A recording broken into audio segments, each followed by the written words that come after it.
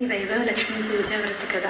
పూర్వకాలంలో మహర్షులు తపోవనాలలో ఆశ్రమాలు నిర్మించుకొని లోక కళ్యాణానికై తపస్సు, యజ్ఞయాగాది క్షతువులు జరుపుతూ విద్యార్థులుగా వచ్చిన బాలకులకు వారికి తగిన విద్యను బోధిస్తూ ప్రశాంత జీవితం సాగిస్తూ ఉండేవారు. ఆ మహర్షులకు ఆయా దేశాధినేతలు కంటికి రెప్పలా కాపాడుతూ అండగా నుండి దండిగా సహాయ సహకారాలు అందిస్తూ పోషించేవారు. అట్టి పవిత్ర తపోవనాలలో పేరున్నది నైమిషారణ్యము ఉత్తర భారతదేశంలో గోమతి నదీ తీరాన ఉండెను. అతిథి మహామునులంతా కలిసి లోక కళ్యాణార్థం దీర్ఘసత్ర యాగం నిర్వహించుచుండెరి. ఆ యాగంలో పాల్గొన్నట్టుకు పలువురు మునులు సుదూర ప్రాంతాల నుండి ఎలుగెంతి వచ్చేది. ఆ వచ్చిన మహర్షులలో అష్టాదశ పురాణ పారాయణుడకు వ్యాస మహర్షి శిష్యుడు సూత మహర్షి కూడా ఉండెను. ఆ సూత మహర్షిని చూడగానే మహామునులంతా ఎంతో ఆనందంతో యాగఫలం సిద్ధించిందని సంతోషపడరి. ఉదయకాలంలో జపహోమ పూజాదులతో ఆ తపోవనాలు దత్తరిల్లింది. మధ్యాహ్న కాలంలో ఫలహారంలో పూర్తయిన పిదప మహర్షులంతా సూతుని చెంతకు చేరి, ఓ మహానుభావ, నీవు సర్వజ్ఞుడు, మీ గురుదేవుల అనుగ్రహం వలన మీరు వేద పురాణ ఇతిహాసమంతయు అపోసనం పట్టారు. మాకు కొన్ని సందేహాలు కలవు. ఆ సందేహాన్ని తీర్చి మమ్మల్ని నిస్సందేహాలు చేయగలగా ప్రార్థించుచున్నాము. ధర్మార్థ కామ మోక్ష పురుషార్థములందరూ కదా, దీనిని సామాన్య జనులు కూడా పాటించి ఆయా ప్రయోజనాలను సులభంగా పొందుటకు మార్గములున్నచో తెలుపమని ప్రార్థించుచున్నామని వేడుకొనిరి.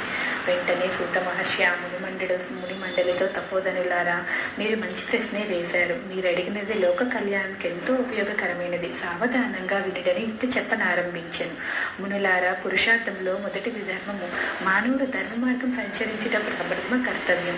ధర్మము అనగా సర్వ ప్రాణకోటికి సమ్మతమైనదే ధర్మం. ఆ ధర్మాచరణకు ముఖ్య సాధనాభూతమైనది రెండవ పురుషార్థముకు అర్థం. అర్థము అనగా ధనం. ఆ ధనము ధర్మయుక్తమైనదైనచో బంగారునకు పరిమళం అబ్బినట్లే. కావున మానవుడు ధనార్చనకు ధర్మ మార్గం అవలంబించుట శ్రేయదాయకం. ధర్మ మూలకమైన ధనం శాశ్వతమైన నిత్య సంతోషం నొసంగి ఆ వంశంలోని వారికి అన్నంత సుఖానుభూతిని నొసంగగలదు.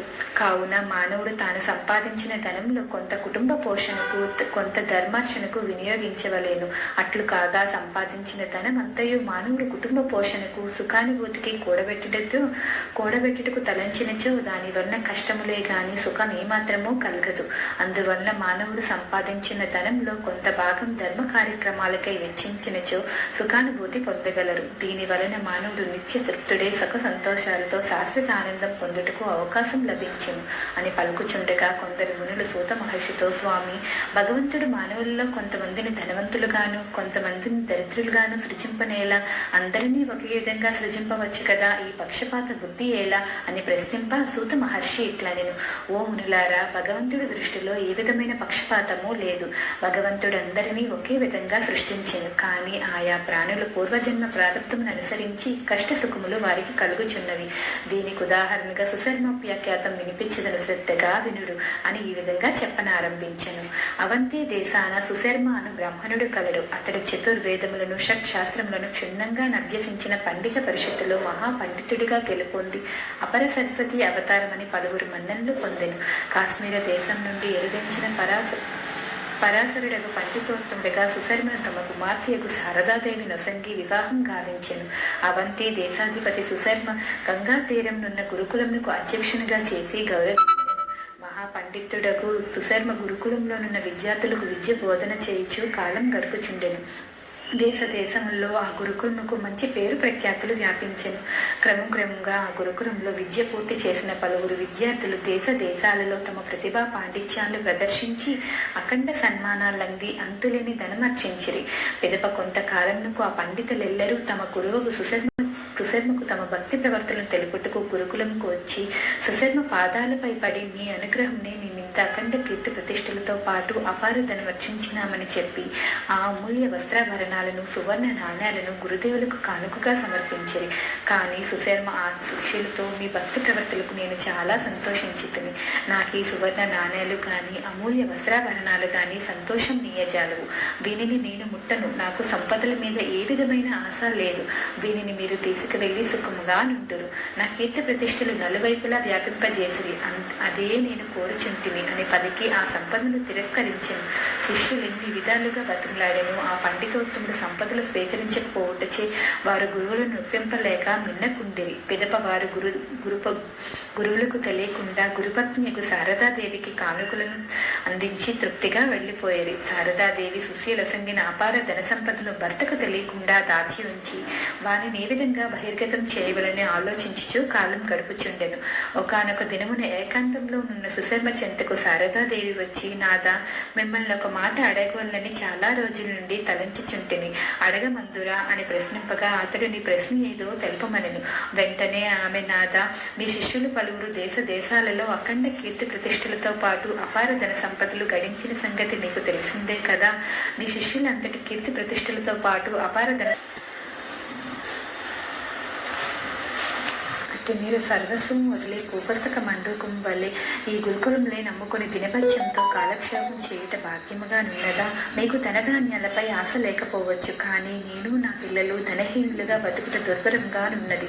మా కోరిక తీర్చుటకై మీరు కూడా దేశాజ్ఞ చేసి ప్రతిభా పాఠవాలను ప్రదర్శించి మహారాజులను మెప్పించి మణి మాణిక్యాలను అగ్రహారాలను సంపాదించుడు. లేని ఎడ్ల మీ మనోవేదనతో కొంతకాలంకు కసువులు బాసెదమని నిష్కరంగా చెప్పాను.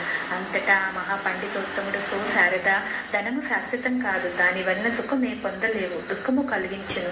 మనం ఇంతకాలము ఎంతో సంతోషంగా జీవించాం కదా. నా శిష్యులు సంపాదించి తెచ్చిన ధనము చూసిన నాటి నుండే నీకు ఈ దుఃఖము ప్రారంభమైనది. ఆ ధనాసన నీలో ఏర్పడి ప్రాణత్యాగమునకై సిద్ధమైతివి. కావున నీవు ఎప్పటి వల్లే ప్రాప్తలాభంతో సుఖముగా జీవింతుము, కోరికలు వదలమని నచ్చజెప్పెను. ఎన్ని చెప్పినను ఆమె ఎంత మాత్రము ధన సంపదలు లేకుండా దీవించి ఉండజాలనని బదులు పలికెను. వెంటనే సుశర్మ ఆమెతో, ఓ సాధ్వి, నీవు తొందరపడవలదు. నేను నా పాండిత్యం ప్రదర్శించి రాజాదిరాజులను యాచింపలేను. నీ కోరిక తీరేటుకు ఆ మహాలక్ష్మీదేవిని మెప్పించి కనక వర్షం కురిపింపజేయగలనని ఆమెను శాంతింపజేశాను. ఒక శుభదినమున శ్రీ మహాలక్ష్మీదేవి అనుగ్రహం బయటికై మహాలక్ష్మి యాగము ప్రారంభించాను. 40 దినముల అఘోర రాత్రులు జప హోమార్చనలతో ఆ మహాలక్ష్మి గురించి తపస్సు చేసి 41వ దినము పూర్ణాహుతి గావించి ఆనాటి అర్ధరాత్రి అయిన మన ఇంట కనక వర్షం పడునని భార్యకు తెలిపెను. ఆ శారదాదేవి ఎంతో సంతోషంతో అర్ధరాత్రికి ఎదురు చూశాను. అర్ధరాత్రి అయినది కానీ ఆ ఇంట కనక వర్షం కాదు కదా, కనీసం నీటి తుంపర్లైనను జాలువారలేదు.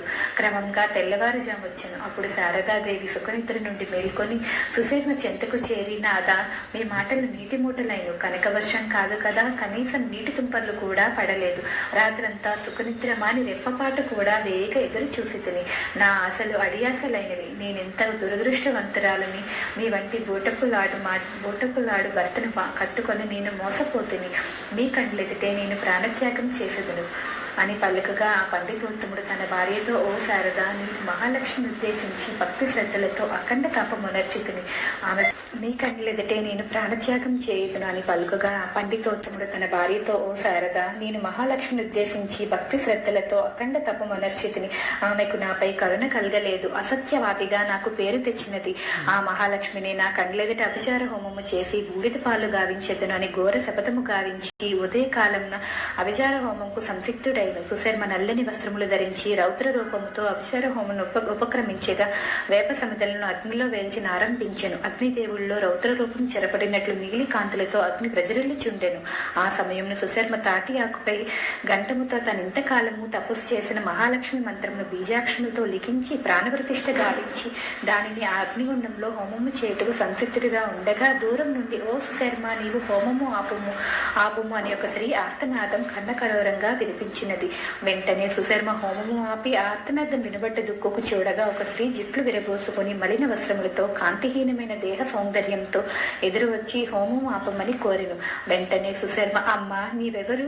ఎందులకు నా హోమం ఆపమని కూర్చున్నావు అని ప్రశ్నింపగా వెంటనే ఆమె, ఓ సుశర్మ, నీవెవరి కొరకై 40 దినములు అఖండ తపమనర్చినావో ఆ మహాలక్ష్మినే నేను. నీ తపస్సుకు సంతృష్టరాలై నీ ఇంట కనక వర్షం కురిపింపగా మా అక్క జ్యేష్ఠాదేవి నాతో, నీవా సుశర్మకు అపార ధనము లొసంగుటకు వీలు లేదు.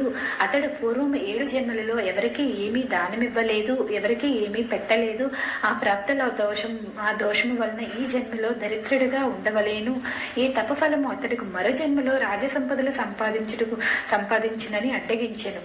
నేను ఆమె మాటలు త్రోసిపుచ్చి నీ ఇంట కనక వర్షం కురిపించుటకు పూనుకొనుగా నా సర్వశక్తులు స్వీకరించి నన్ను ఈ విధంగా అలక్ష్మిగా మార్చినది. నీవు జరిగినది తెలియక క్రోధముతో అభిచారం జరిపిన మరింత ప్రాప్తమును మూట కట్టుకుందుమని హోమము ఆపమని పలికెను. వెంటనే ఆ మహాపండితోత్తముడు నేను జీవించి ఉండగా నా దారాపుత్రికల కోరికలు తీర్చగలనని తలంచి తిని నేను సన్యాసం స్వీకరించి ఈ జన్మకు కడతేరుస్తాను, నా భార్యాపుత్రుల కోరిక తీరును కదా అని పలుకగా తప్పక తీరునని చెప్పాను. వెంటనే సుశర్మ తన భార్యతో శారదా వింటివి కదా, నీవు నేను కావాలేనా లేక ధన సంపదలు కావాలేనా అని ప్రశ్నింపగా వెంటనే స్వామి మీరు సన్యాసం స్వీకరించి మమ్మల్ని సుఖంగా బతుకనీయుడు అని పలికెను. వెంటనే ఆ మహాపండితోత్తముడు విధి విధానంగా సన్యాసాశ్రమం స్వీకరించి శిఖా యజ్ఞోపవేతాలను విసర్జించి దండక మండలను స్వీకరించి గ్రామైక రాత్రంట దేశాటలకు బయలుదేరను. శారదాదేవి ఇంట కనక వర్షం కురిసెను. ఆ తల్లి పిల్లలు ఎంతో ఆనందం ఉందిరి.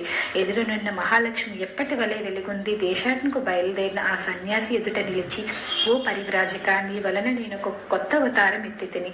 మహాలక్ష్మినైన నేను వైభవ లక్ష్మిగా అవతరించితిని. నన్ను కొలిచిన వారికి, నా పూజలు చేసిన వారికి ప్రారబ్ధ దోషమును రూపుమాపి ఆ జన్మలోనే అష్టైశ్వర్యం నొసంగగలను. నీవు సన్యాసివైనను, నీవు ఈ దేశాధిదేవుడు అయినను, సంపదలలో మునిగి ఉన్నను, తామరాకు మీద బునిటి పొట్టు వలె సంచరించి లోకోపకారం గావింతువు అని పలికి అదృశ్యమైన మహర్షులారా. కాబట్టి మానవుడు గాని ఏ ప్రాణికోటి గాని పూర్వ జన్మలలో చేసుకున్న ప్రారంభాన్ని అనుసరించి సుఖ దుఃఖములు ధనదారిద్రములు అనుభవించెదరు. అష్టలక్ష్మి అవతారముల కంటే వైభవ లక్ష్మి అవతారం సర్వశ్రేష్టమైనది. ప్రారబ్ధ దోషాన్ని రూపుమాపి అఖండ ఐశ్వర్యంలో ప్రసాదించే అవతారమే వైభవ లక్ష్మి అవతారం. ఈమెను భక్తి శ్రద్ధలతో ఆరాధించిన వారు తప్పక తాము కోరుకున్న ధర్మయుక్తమైన కోరికలు తప్పకుండా తీరును. ఏదైనా కోరిక తీరుటకు ఈ వ్రతాన్ని ఆచరించిన వారు 8 శుక్రవారంలో సాయంకాల సమయంలో బంధుమిత్రులతో ఇరుగు పొరుగు వారిని పిలిచి వారి సమక్షంలో వ్రతాన్ని భక్తి శ్రద్ధలతో ఆచరించి కథా శ్రవణం చేసి తీర్థ ప్రసాదాలను, లక్ష్మీ సూత్రములను, మంగళహారతులతో ఆమెకు సంతృప్తి పరచవలేను. ఈ విధంగా 8 శుక్రవారాలు వైభవ లక్ష్మి వ్రతం సలిపి 9వ శుక్రవారం నాడు 8 మంది ముత్తైదులకు పిలిచి వారిని వైభవ లక్ష్ములుగా భావించి పూజించి దక్షిణ తాంబూలాలతో 8 వైభవ లక్ష్మి వ్రత కథను వాయనంగా ఇచ్చి వారి ఆశీర్వాదం పొందవలెను. ఇది ఈ వ్రతం యొక్క ఉద్యాపన. ఈ వ్రతాన్ని ఆచరించిన వారు అష్టైశ్వర్యములతో పాటు అఖండ సౌభాగ్యము కలుగును.